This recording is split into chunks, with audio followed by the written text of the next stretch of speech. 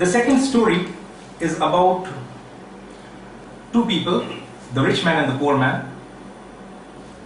And we will cut down this story short because the other stories, or rather the history, everything is valid history over here. The other stories are having more profound wisdom in it, and we'll devote more time in discussing those, inshallah. So in the rich man and the poor man, I just not even look at the Quran, I'll just narrate the important aspects. These two people are discussing, and the rich man is of the opinion that it is by his own efforts that he has accumulated the wealth. So the poor man reminds him that you should at least be thankful to Allah subhanahu wa ta'ala. So the rich man replies that first of all, I think it is because of my own effort. And even if you argue that it is because, even if you argue that everything is by the grace of Allah, since Allah has given me in this world, so Allah will give me in the next world as well. Very strange logic. But it seemed very correct to him. And then indeed one day the entire wealth was destroyed. And at that time he made a statement, would that I would have not committed this shirk. Where is the shirk? There is no shirk. First of all, those who have heard my talks and replied from the same analysis, please have some patience so that others are benefited. So, where is the shirk? He did not do any idol worship. He did not do any other shirk which is manifest in nature, which is very open, which is very clear. Here he was referring to a shirk which actually the Quran mentions at some other place, that will you worship your own desires? So he was worshipping his own desires.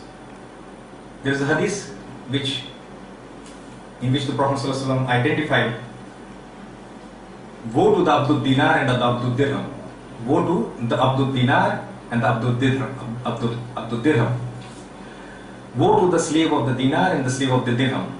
And now no one will bring a dinar and a dirham, gold coin and silver coin, and pray, do worship as if it is idols. No. It is about the dependency on the money. So this is about the hadith and this is about the Quran. So that is the shirk. So what is the wisdom of narrating the story? Simple story, simple message. But what is the wisdom? The wisdom is because everything related with Surah Al-Kahf has an implication in the last stage. Why? Because reading and understanding Surah Al-Kahf will protect us from the fitna of the Dajjal. So in this story, who was correct and who was wrong? The poor man was correct and the rich man was wrong. So in the last stage, there will be difficulties for all of us. And there are more chances that the poor will be able to keep his faith intact and the rich will go astray. Not necessarily, this is not a generalized statement, so that every rich person will have to go to hellfire and every poor person is guaranteed paradise. That is not the case. But the general situation is what is being described. This is about the second story. As I said, we can discuss, but it will take time. The third story is something rather interesting. Very interesting, in fact. The third story is about the story of Adam and Iblis. In the morning sessions, we were discussing that this story has been repeated 7 times. So some people think that why has it been repeated 7 times? What is the use? So I have told you, given you one example at least, that after it was mentioned in Surah Baqarah, in Surah Araf, one additional piece of information is being given. That Shaitan is the greatest enemy of mankind. Shaitan is the greatest enemy of mankind, yet the Prophet ﷺ, for some reason, he decided to inform us that the Dajjal is the greatest fitna or mischief maker. Shaitan is the greatest enemy, but Dajjal is the greatest fitna, source of fitna, greatest mischief maker. In this surah, we get an additional piece of information. Behold, we said to the angels, prostrate to Adam alayhi salam. They prostrated except Iblis. He was one of the jinns. Okay. So it is not my intention to narrate the story of Adam and Iblis once again, not required. At every place it is mentioned that The angels were told to prostrate, and all prostrated except Iblis. All the 6 narrations except in Surah Kahf. It gives us an additional information. He is of the jinns. He is of the jinn, not not angels. How does this information help us? Please tell me. So we have been accustomed to developing our habit of thinking, deep thinking, and sometimes now we are able to come up with the correct answers. So please tell me that how does this additional bit of information, piece of information help us that he was one of the jinns? How does it help us? If you think that, okay, we have got one additional piece of information, fantastic, Iblis was a jinn, a great discovery, then we are the greatest fools. This information by itself serves no purpose. It's only just one additional piece of information. But rather, in everything related to Surah Al-Kahf, there is wisdom. And that wisdom is maximum applicable in the last age, in Akhirul Zaman. The wisdom is Allah subhanahu wa ta'ala is teaching us the methodology to the study and the understanding of Islam. Did we realize this before? No. We are not accustomed to hearing the approach. No one describes to us what is the methodology. No one describes to us what is the approach.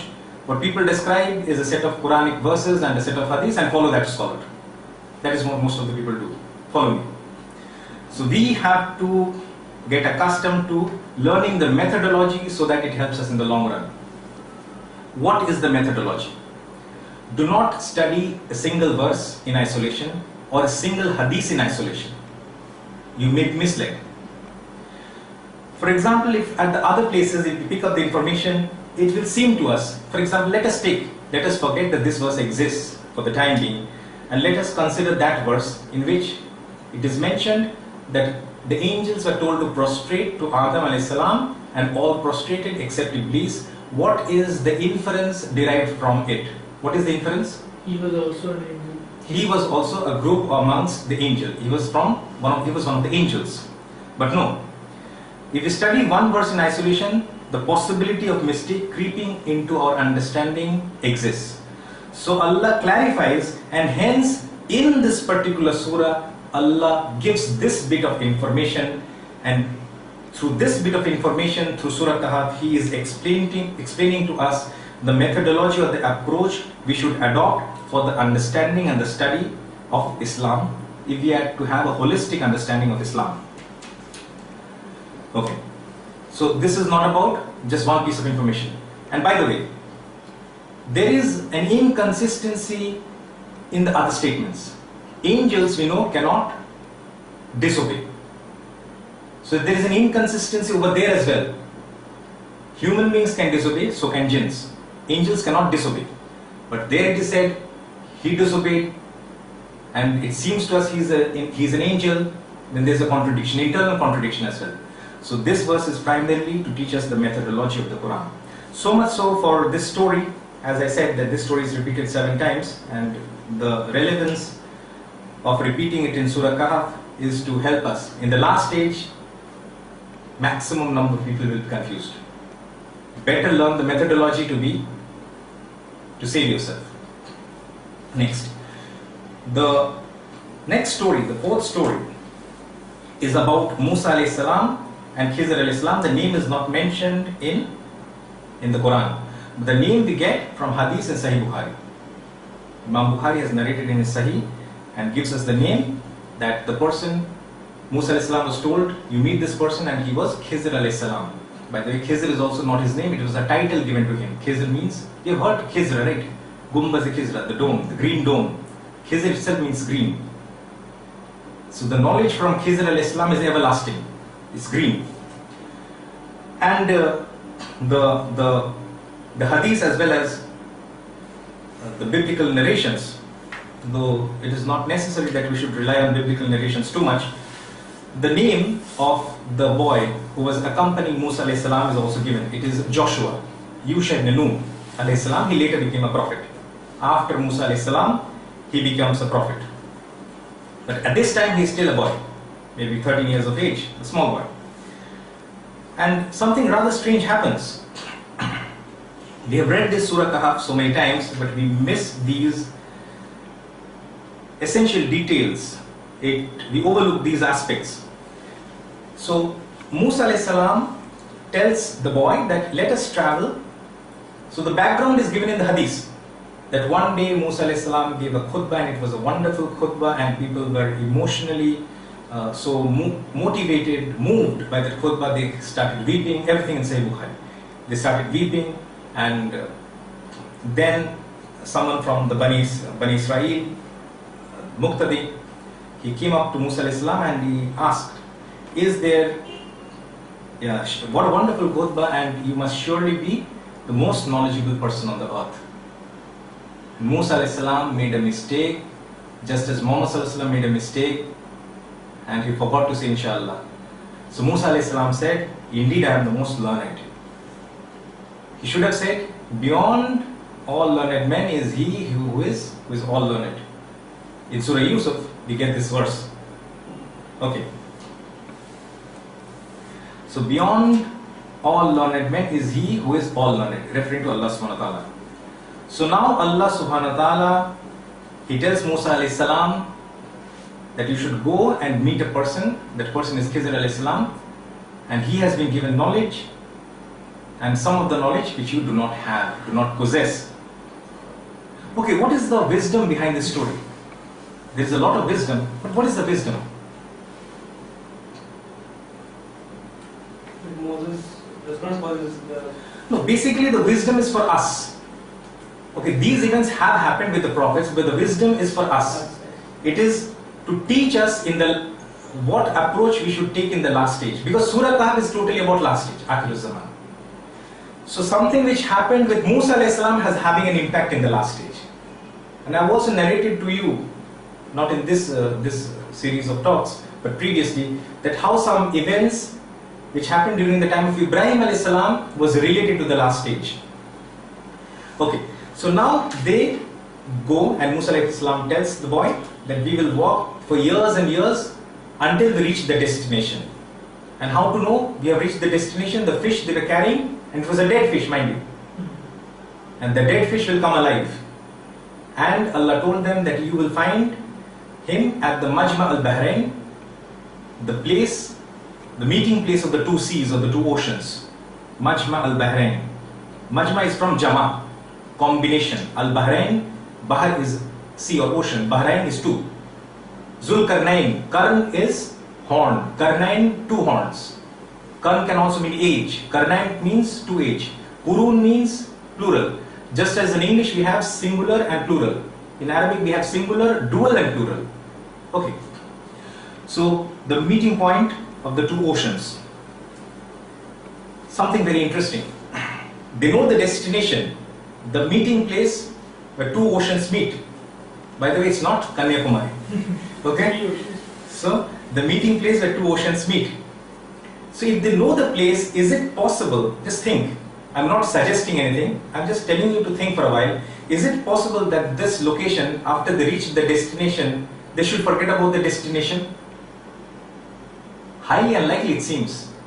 If the destination is known, it is very highly unlikely that they should, once they reach there, be confused about the destination. Okay. Something happens, they take a rest, but this boy was awake. He was very, he must have been very anxious and eager to meet Khizr alayhi salam, young boy, accompanying Musa alayhi salam. So he notices the fish escape, it becomes alive. Where does the fish become alive? At Majma al-Bahrain. Dead things come alive. So this fish did indeed come alive. The dead fish did indeed come alive. The event is true, but it has multiple implications in the last stage. In the session on Islamic spirituality, we were explaining to you certain things that the heart can understand. And because of our misuse, or rather in-use, totally abandoning the use of the faculties, the internal as well as the external, most of the mankind are destined for hellfire. And hence the ratio of 999 is to 1000. 999 is to 1. Okay. So the fish escapes, Implication, second implication you've understood. And they move ahead. Once they start moving ahead, now they feel fatigued and tired. Okay? Both Musa alayhi salam and the young boy, Yusha ibn Nun alayhi salam, they feel fatigued and tired. So Musa alayhi salam tells this boy that let us have the meal, for we are really tired now. What happens? The boy tells him that, but I forgot to tell you, none but Satan made me forget to inform you that the fish had escaped. When we were taking rest near the Majma al-Bahrain, the meeting place of the two oceans, the fish had escaped. And I forgot to tell you. So Musa alayhi salam, he said that is what we were seeking after. That is the place where we wanted to reach. So let us retrace our steps and go back to that place. And now when they go back, they find their man, Khizr alayhi salam, the teacher of Musa alayhi salam. Some people take objections to using the word alayhi salam after Khizr alayhi salam. Imagine the teacher of Musa alayhi salam. So hence Khizr alayhi salam is perfectly applicable and is a correct practice. Some people have the habit of making issues, non-issues out of, issues out of non-issues. Okay.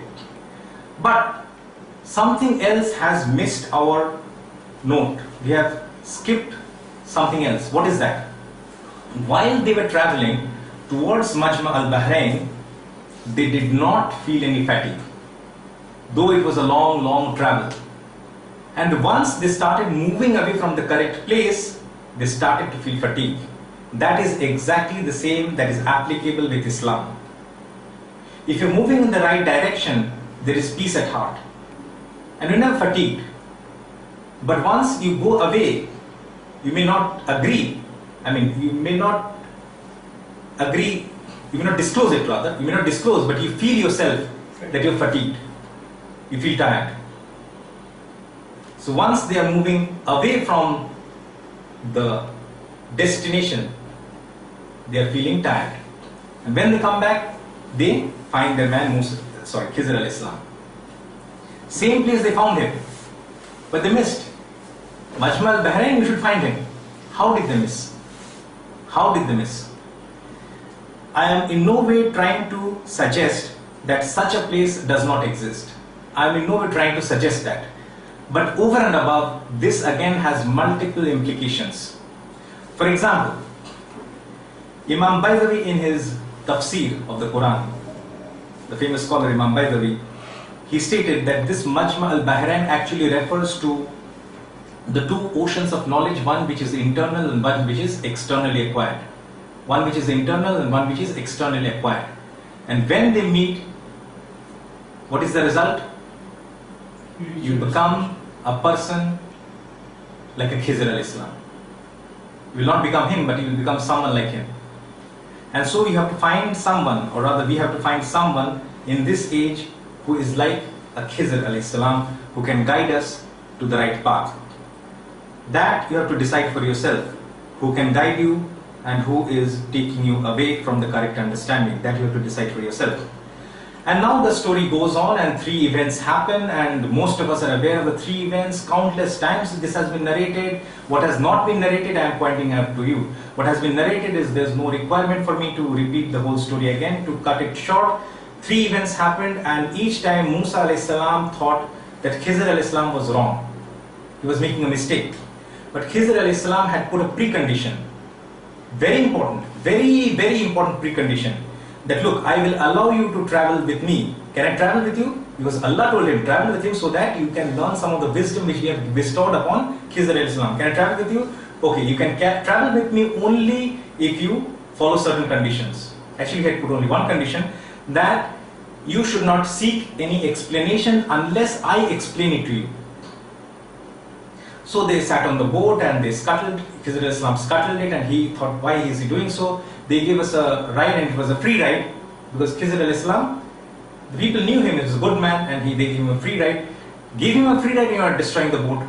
So seeing with the external vision, no, we're trying to demean Prophet Musa alayhi salam, that would be a tremendous sin.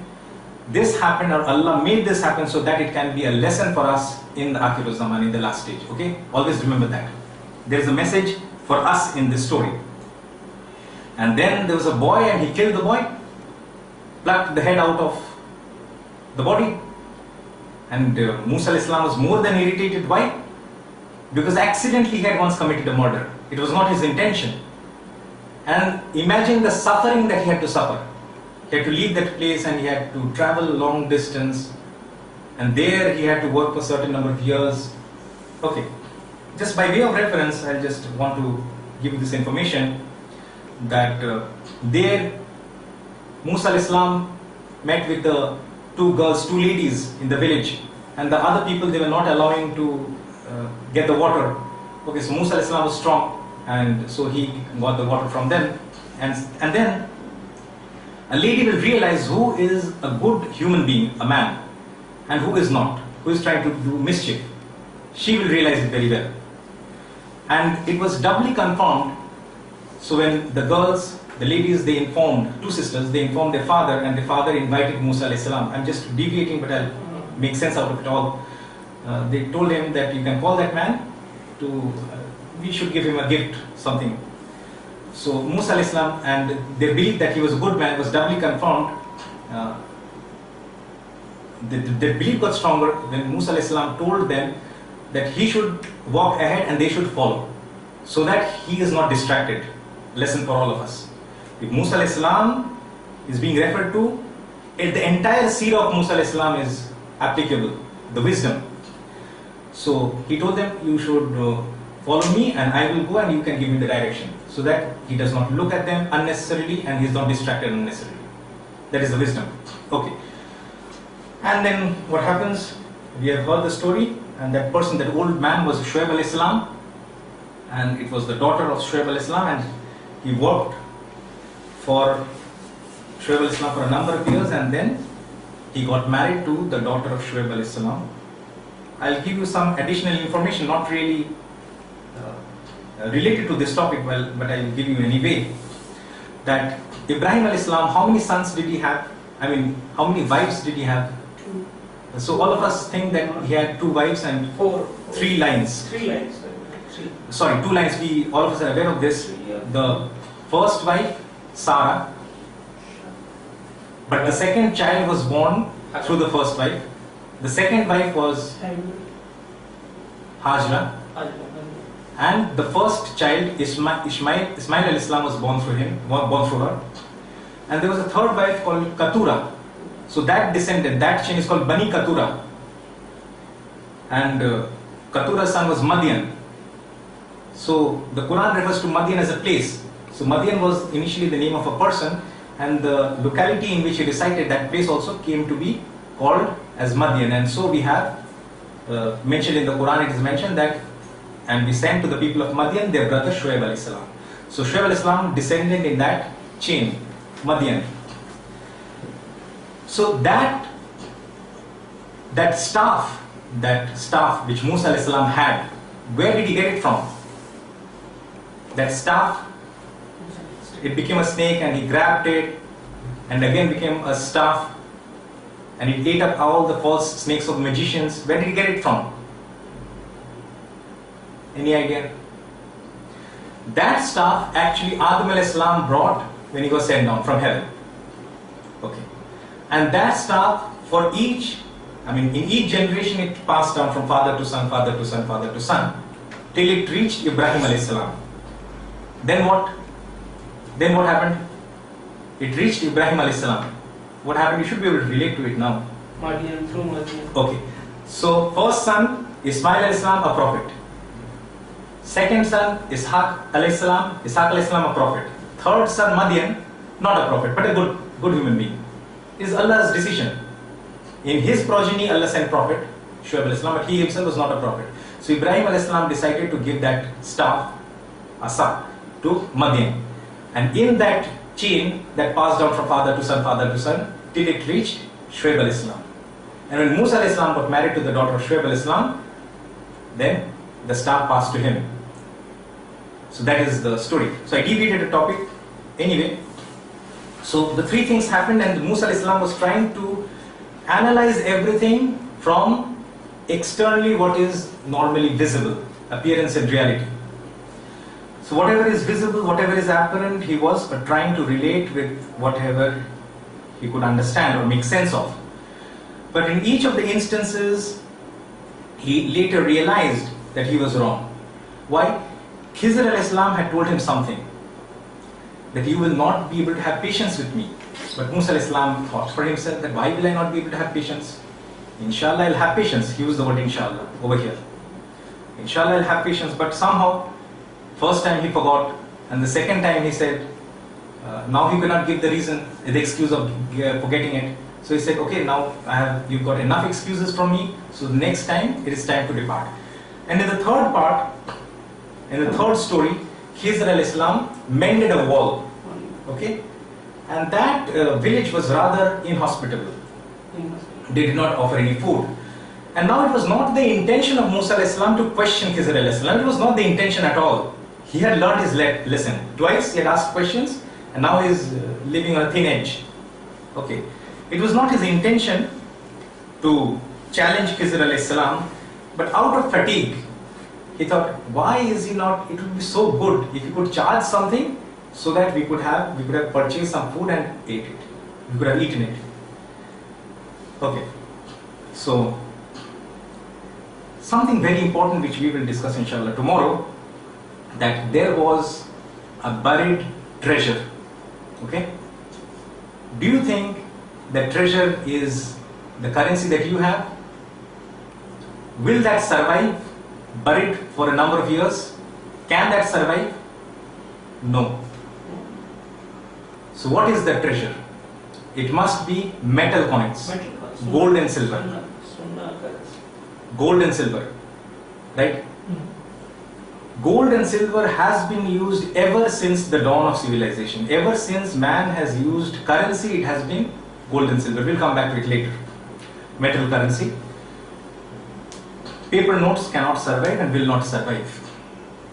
Some real life incident I'll tell you that some time back, I don't know exactly how long, but it's a real incident which happened. So I'm able to narrate to you, I don't know the exact dates, I have heard it myself, that someone sent, he was in a different place and he heard that there is a riot, so he sent through some other person to his wife some 12,000 rupees in paper currency, recent event, okay? So the riot spread and it reached that village as well, and the mother, the wife, the mother did not know what to do. So previously she had thought, she had seen that how the elders used to bury the treasure, the metal coins, and then later they would bring it out. So she buried the paper notes under the field and she went away with the children. Later they came back, what is that? The paper notes do not survive. So there is a concept of real currency and fake currency. We'll come back to it later. So just a pointer. So many times this real currency is being pointed to. And Ashab-e Kahf, go with the silver coin. Again, here, real currency. Okay. So this is the parting of ways between you and me. And now, from the hadith of Muhammad Sallallahu Alaihi Wasallam, we get something, on a light note, something which is very interesting. Muhammad Sallallahu Alaihi Wasallam said that had Musa Alayhi Salam shown, this is a light note obviously. So Muhammad Sallallahu Alaihi Wasallam sometimes is speaking on a light note. He said, had Musa Alayhi Salam shown more patience, we would have learned more from the wisdom of Khizr Alayhi Salam. So that is the story. So what is the benefit of this story? The benefit is we have to seek those who can guide us. But what is the benefit who is trying to impart this knowledge to others? What is the benefit? What is the wisdom for him in this story? Any benefit? Normally the teachers in this age is very arrogant people. The benefit is that don't waste your time on someone. Explain it to him once, twice, thrice, that's the end. You use your time on someone who is willing to listen to you and ready to accept and implement the strategy that is prescribed for the last stage. Don't waste your time. If you see someone who is trying to gather a lot of students, who is trying to gather a huge following, know that that is not the teacher you should go to. And that is not the wisdom that the teacher should follow in this age. In the sense that anyone who is trying to pass on the information, you may be frustrated. So these are so valid and pertinent points. Why will they not listen and accept the truth? No one can change what has been destined, and mankind has been destined so that 999 out of every 1000 will go to hellfire. And as we explained in our session on Islamic spirituality, that this is due to their own iniquities, own sins. So this is the wisdom from the story of Khizr alayhi salam. As you can see, we did not narrate the incidents in depth, but those are very easy to understand. This happened and this was the correct explanation. This happened and this was the correct explanation. And this happened and this was the correct explanation. There is no benefit in it. This is some story, okay, we realize, okay, this was the correct explanation. But what is the hidden wisdom we come to know from this? And now, probably the most fascinating of all stories is the last story, the fifth story, which is mentioned in Surah Al-Kahf, and it starts, وَيَسْأَلُونَكَ عَنْ ذِي الْقَرْنَيْنِ قُلْ سَأَلْتُ عَلَيْكُمْ مِنْهُ ذِكْرًا. What is it? How does the verse start? They ask thee concerning Zulkarnain. Tell them. What do they tell them? I will tell you something from his history. Zikra. Okay. Some translations will say story, but we prefer the word history. The Quran is valid history. Why does the Quran start, this segment of the Quran, or this section of the Quran start this way? They ask thee concerning Zulkarnain. Why is it? I told you the background of Surah Al-Kahf. 3 questions. Now, I will tell you something that probably you will not hear much. It's very difficult to hear these explanations.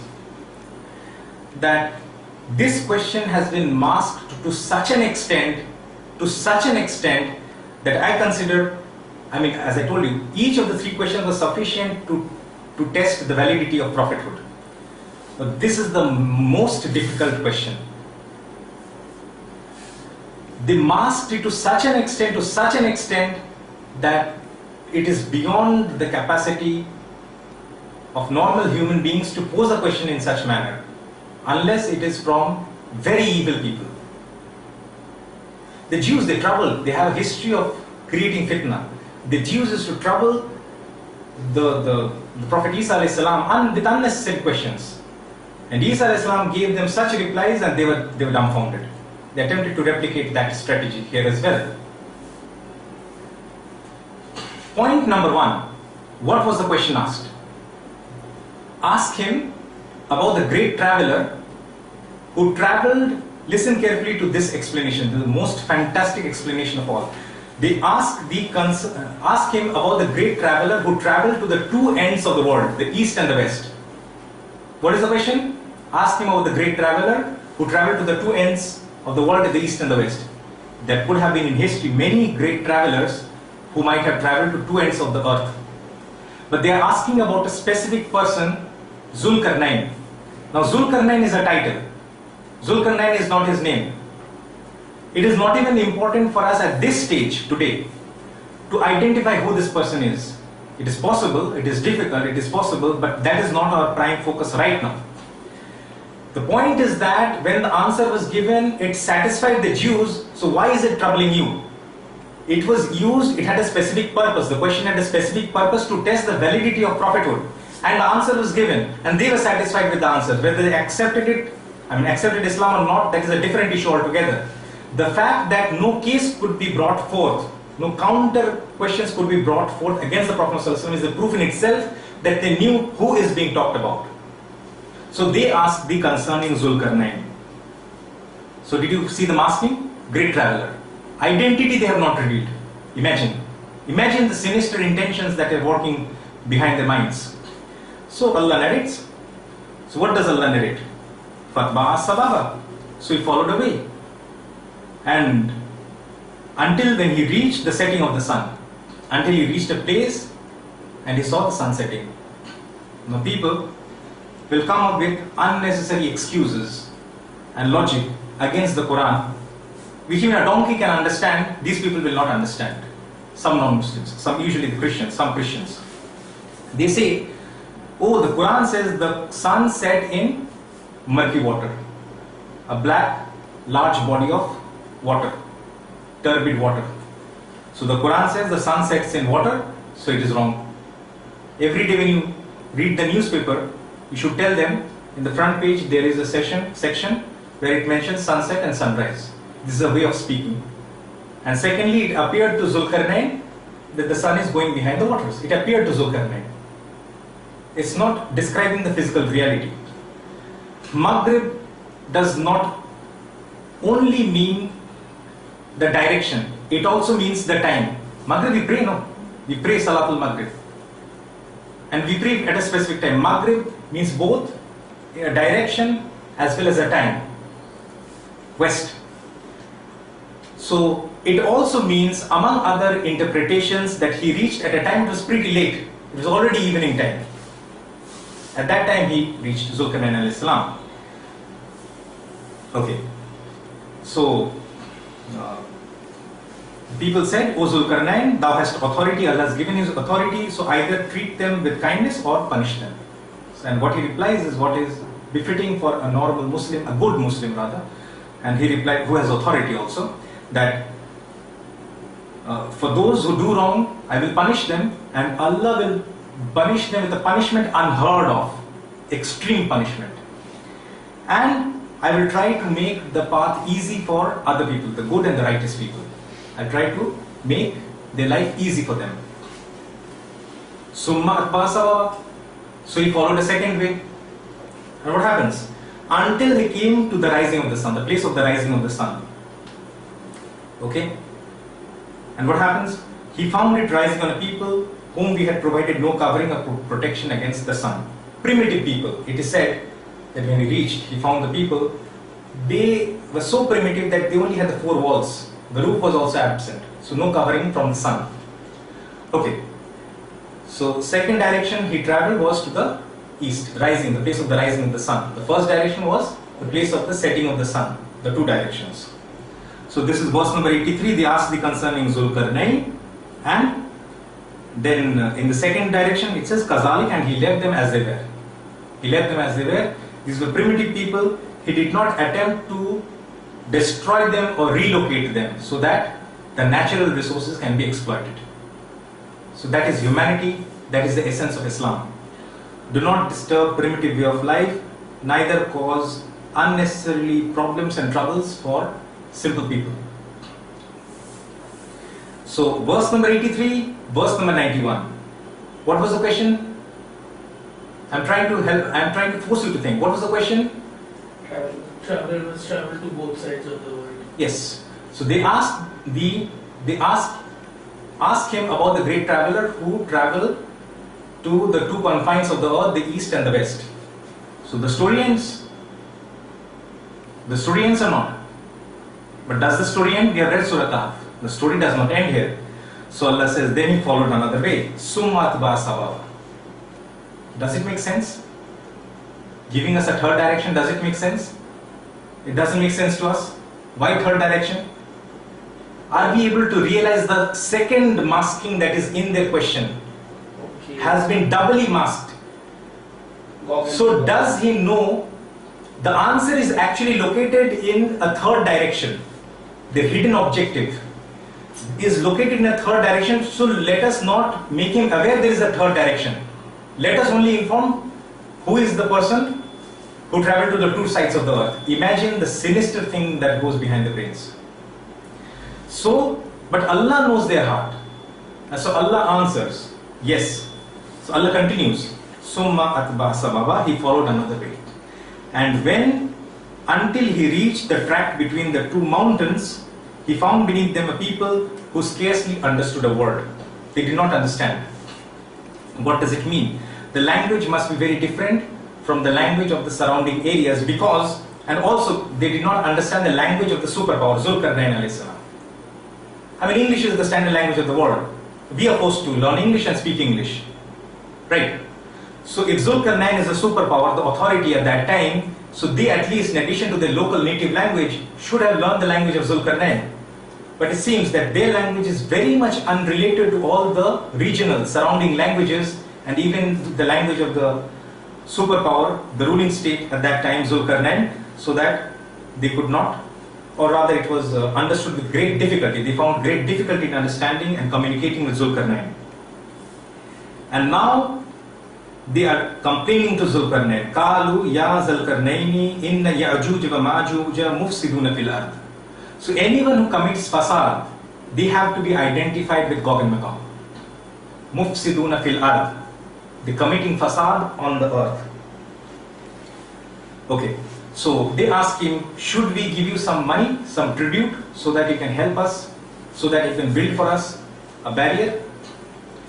So they ask for a barrier, bainana wa bainahum, between us and them, bainana wa bainahum, between us and them, build a sadda, a barrier. So someone is requesting, give me a pen, or rather give me a pencil. What we will do? If I have a pencil, I give him a pencil, right? Just listen to it. Okay. So Zulkarnain al-Islam, he continues, he said, the power with which my Lord has established me is better than the tribute which you can give me. I don't want tribute. Allah has given me lots of wealth, but rather you should help me with quwwat, manpower. Help me therefore with strength and labor. Bi quwwatin. So what will I do? Aj'al bainakum wa bainahum radama.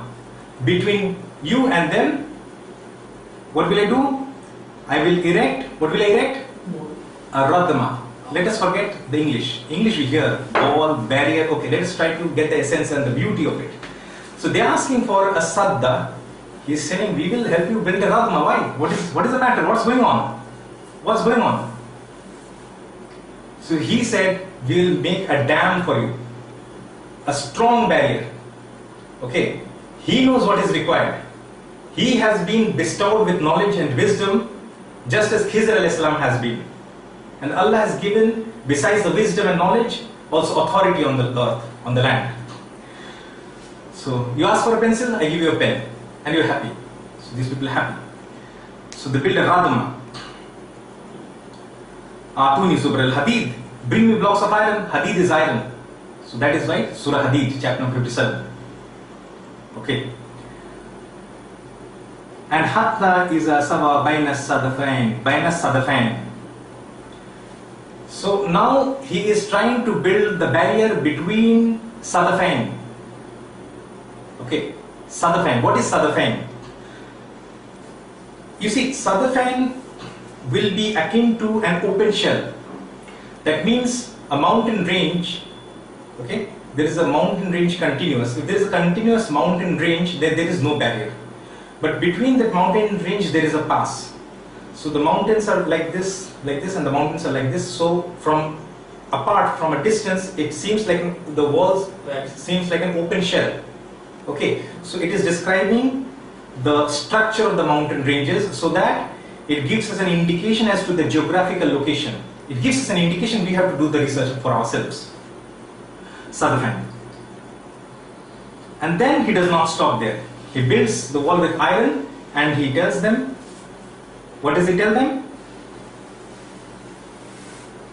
He tells them, bring me some copper that I will pour over it. Kitra. We are discussing about Zulkarnain, and now the wall has been built and the iron wall is in place. So the pass is now filled up, and copper has been poured. Why? To prevent rusting. He had the technology and had the knowledge and the wisdom at his disposal. Okay. And so they were made powerless to scale through it or dig through it. They could not dig through it. And now Zulkarnain says something which is very important. Qala haza rahmatum min rabbi. This is a mercy from my Lord. Haza, this, rahma, mercy, rahmatum min rabbi. Qala haza rahmatum min rabbi, from my Lord. And then he says, but when the promise of my Lord comes to pass, he will make it into dust. So the one day the wall will be no more. It will be turned into dust. Actually the word used is dakka. Dakka has multiple meanings. Absolutely flattened, absolutely destroyed, absolutely grinded so that it becomes dust. All three meanings. Absolutely flattened. So all three meanings are applicable. He made it into a dakka. And when that time is indicated here? And so the wall is in place. So now the wall is in place. Okay? And then something will happen. And then something will happen. So now the wall is in place. Also remember, during our discussion in the sessions which preceded this session, we introduced you to the subject of Gog and Magog from Surah Anbiya, and we had identified the town as Jerusalem, right? And there they are describing the events of the coming out of the Yajuj and Majuj. Okay? I mean, that describes about the coming out, and this describes about the stopping the wall. So the Yajuj and Majuj people will come out at some point of time in the future, and the reference frame is the Prophet Muhammad ﷺ. As the Quran is being revealed, it will be the Gog and Magog people, they will come out at some point of time in future. The reference point is 1400 years back. So 1400 years have passed, and some part of the future has passed as well. Have they come out or not? That we have to decide for ourselves. The majority understanding is that the Gog and Magog are still behind the wall. The minority understanding is that the wall is no more. Okay, the wall is no more in place. What do we do and how do we validate? What do we do and how do we validate? Please tell me. Surely, Umar Raziyallahu Anhu had more understanding, had more knowledge, had more wisdom than all the scholars combined together. The faster we accept that, the better for us. Rather than these scholars shouting and as if they are the most knowledgeable scholars on the face of the earth. So the wall was there. So Umar Raziyallahu Anhu, he thought, and this is mentioned in Tariq al-Tabari. Yes, Tariq al-Tabari.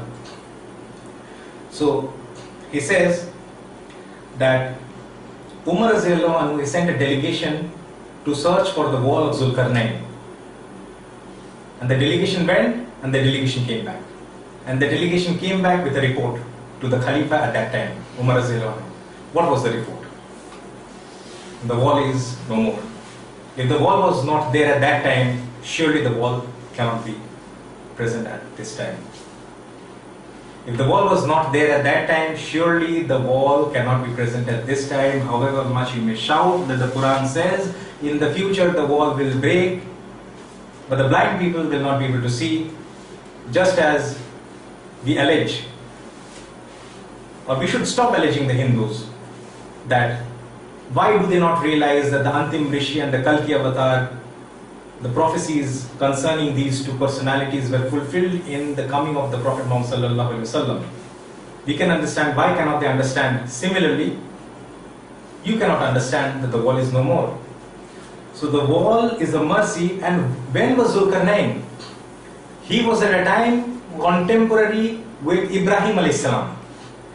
So Muhammad sallallahu alaihi wasallam is in between. Zulkarnain had built the wall long time back. And the wall is going to be flattened in some point of future. The wall, when Zulkarnain alayhi salam said that the wall is going to last for a time, but when the promise of the Lord comes to pass, it will be flattened. It will be turned into dust. It will be razed to the ground. So from the reference point of Zulkarnain, he was speaking. And that reference point could have reached before or after the Prophet sallallahu alaihi wasallam, logically. Right or wrong? True. But from the statements of the Prophet ﷺ, we get certain indications. Am I making sense? I mean, from the reference point of Zulkarnain, that event in the future could have happened either before or after the Prophet ﷺ.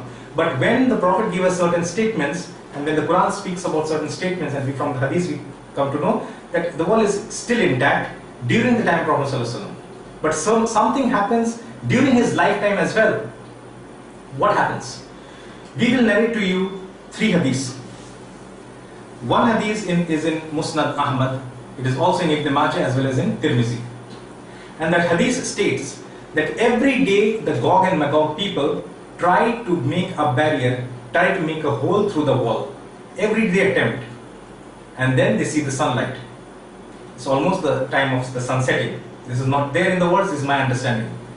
So don't make a unnecessary issue out of it. It is a common understanding, because at that time the leader will say that let us go back today and tomorrow we will start our work. So that is my understanding. Okay. So next morning when they come, they see the wall intact. How is it intact? Don't ask me.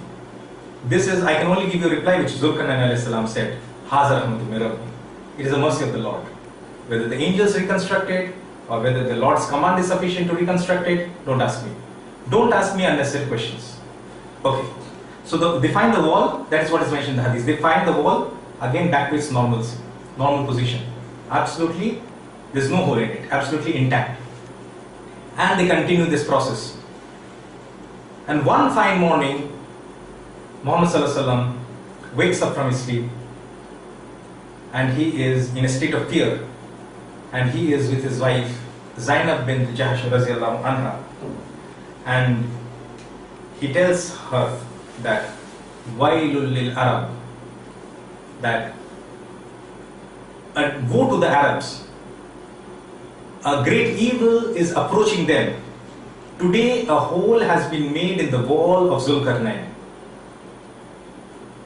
in the wall of Gog and Magog. Let us go back to the previous hadith which is there in Musnad Ahmad, Ibn Majah, Tirmizi, I think it's also there in Ibn Kasir. So in that hadith they continue to dig the hole through the wall every day, and they come back to find the wall is intact. And one day before leaving, their leader says, we will continue to make the hole we will start the work from tomorrow, inshallah, from this point, inshallah. And when they will come back the next day, they will find the hole intact. So I say, when the Prophet Muhammad made the statement, that a hole has been made in the wall of Zulkarnain alayhi salam, and it is a cause of great fear and panic for the Arabs, which day is it being talked about? Is it the day which is every day when they make the hole and the whole wall is replaced, the hole is filled up? Or is it the day when the hole has been made and the next day they find the hole is still there? Which day is it? Second. When the hole is still there. It's obvious. Only a donkey will argue otherwise. So now the hole is there and now the wall will crumble. It is ready to crumble. And so, during the Khilafat of Umar Raziyallahu Anhu, how long was that? Abu Bakr Raziyallahu Anhu, Khilafah was for 2.5 years. So in a short time, once a hole has been made, once a hole has been made, how long does it take for the wall to crumble? So when Umar Raziyallahu Anhu was the Khalifa, 3 years from then, there was no signs of the wall. And mind you that the wall was a huge structure. Okay? So within 3 years, the wall is totally gone. Do you think the wall will take 1400 years plus another few centuries and another few millennia for the wall to collapse? That's a ridiculous logic. The wall is no more. And now, the saddest part is the reply given by Muslims to the questions posed by non-Muslims, that you claim, okay, they say this is a marvelous book of fairy tales, right? This book, Quran, is a marvelous book of fairy tales. It tells us about the wall of Zulkarnain, where is the wall of Zulkarnain, and they will give us, and they will give, the Muslims will usually give fantastically absurd replies. What do they say? They say, Allah says in the Quran, so we believe in the Quran, it is there, we don't know where it is, and it becomes a source of it becomes a big joke basically. And it's a cause of great embarrassment for the Muslims, that they are not able to locate geographically a wall which is a massive wall and which is mentioned in the Quran, and they have no clue as to what it is. They should realize that the wisdom and the knowledge and the thinking of Umar Raziyallahu Anhu far exceeds all of them put together, and so he had the good sense to search for the wall, and so he sent a delegation and the report came that the wall is no more. That is proof enough for us. There is a hadith in Sunan Ibn Majah about these 10 signs. We read you the hadith about the 10 signs from Ibn Majah as well, hadith number 4055. 4057, the hadith is very interesting. It says After 200 years, the signs, these 10 signs, referring to these 10 signs, will become manifest. It will become very clear. Okay? It did not say the appearance of the signs. The manifestation of the signs will become very clear in 200 years. So 632 CE, Muhammad passed away. 832 CE is 200 years after that. When it is speaking in centuries, 2 centuries, what it means is before the passing of 3 centuries, right? 2 centuries, speaking in centuries, not in years. Before the passing of 3 centuries, these signs will be so manifest and so clear that it will be observable to anyone who has the insight, who has reached the level of ihsan. So it cannot be 932 CE and beyond, right? So it has to be somewhere between 832 CE and 932 CE. We have to search for the beginning of some of the signs from that stage itself, some of the manifestations of the signs from that age itself, 832 and 932, between that time period. We will do that inshallah. So I hope.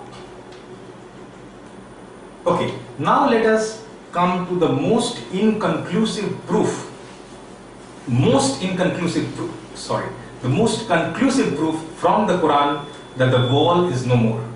Okay? We have narrated from the hadith, we have narrated from Tariq. Tariq means history. People say, why don't you narrate hadith? The fools that they are, that during the time of Khalifa Umar Raziyallahu Anhu, Muhammad is no more there. So whatever he narrates, you should follow me and follow my Khulafai Rashidun, my Khalifa, the rightly guided caliphs. The other hadith which indicates from Musnad Ahmad that the Khalifa, the rightly guided Khalifas will continue for a period of 30 years. That is the time for the first 4, and if you include Hassan Raziyallahu Anhu or alayhi salam, whatever you call him, it will be whether 4 or 5, depending on whether you include Hassan or not. So it will be either 4 or 5. So in any case, it was 6 months, so it will still be 30 years. Okay. So the most conclusive proof from the Quran and from the Tariq. So can it be possible to narrate from the Hadith? The wall is no more? Not possible. Stupidity. Gross stupidity. I mean, to pose some questions, it should throw them out of the fold of Islam. That is what should happen to them, these people. Okay. So we return to Surah Anbiya, chapter number 21. Verse number 95 and 96. And now I have said that without the knowledge of history, we cannot explain. So those who are deficient in the knowledge of history, they should take admission in class 1 and study 10 years of history, and then they should try re-attempting to analyze the Quran. Okay, 1948 and 1945 we have related. The persecution of the Jews continued up to 1945, from the 4th century right up to 1945. 1948, the state of Israel is formed, and this persecution stops. Now they are in the superpower, the Zionist alliance. And 1948 onwards, no persecution of the Jews. The Zionist Jews have become so powerful, no one can do anything to them. So, 1948, what has happened? Prior to that, let us go back to some ancient history. 587 BC. During the time of the Persian king Bukhtanasar, referred to in English as Nebuchadnezzar. Actually, he is Nebuchadnezzar II. He destroys the Temple of Solomon, what they refer to as the Temple of Solomon, which we call Masjid Al-Aqsa in Jerusalem. He destroys the Masjid Al-Aqsa for the iniquity of the Jews, and they are thrown away, and they are in captivity in Babylon. Cyrus, the Persian king, a few decades later, he allows the Jews to come back, and then their iniquities, their sins increase once again. And so what happens during the time of after Isa alayhi salam, in 70 CE, the second temple of Solomon is destroyed. The Masjid Al-Aqsa is destroyed for the second time, 70 CE, now by the Roman general Titus. And since then, up to almost as recently as our age, till 1948, they were scattered. Surah Araf chapter 7 verse number 68. We will scatter them. They will become a diaspora. We will scatter them throughout the earth. They cannot come back. Remember, the Orthodox Jews, they also agree that this is a punishment, the phase of punishment. So we cannot capture back that land, the land of Palestine and Israel. We're not allowed to do that. It's a punishment, a case of punishment on us. And the Orthodox Jews will always be sporting a beard, not the President and the Prime Minister of Israel. They are the Zionist Jews. We should differentiate between the two. Okay. The town was destroyed. Listen carefully. The town Jerusalem was destroyed. And the residents, the inhabitants cannot come back to the town. The original residents or the progeny, the descendants, they cannot come back to the town until, I give you the condition, Surah Anbiya, until Gog and Magog are released. Right? So now they have come back. 1948 they have come back. They have come back or not? They have come back. Now that they have come back, what is the implication? The town is destroyed. They cannot come back till Gog and Magog are released. They have come back. What does it mean? Gog and Magog must have been released at least prior to 1948. If you do not agree on anything else, at least prior to 1948. Exactly when? I give from the Tariq of Umar Raziallahu Anhu. So if they are released, the wall has to be destroyed at least before 1948. So the wall is not there. So it makes sense. So now we will tell the non-Muslims, anyone who is raising objections to the Quran, the wall has been raised to dust and the promise of the Lord has been fulfilled. So how can you see the wall? So that is the story. So the story, the third mask in the question was, does he know about Gog and Magog? And such a reply was given that they could not have any counter questions or strategies against the Prophet Muhammad sallallahu alaihi wasallam. This was the reality which was derived from the last story of Surah Al-Kahf about Zulkarnain alayhi salam. We can locate Gog and Magog and we can locate the wall of Zulkarnain, but we'll do so in a session on Gog and Magog, because that will also take some time and we will relate those two in that session. Wa akhiru da'wana anil hamdulillahi rabbil alamin.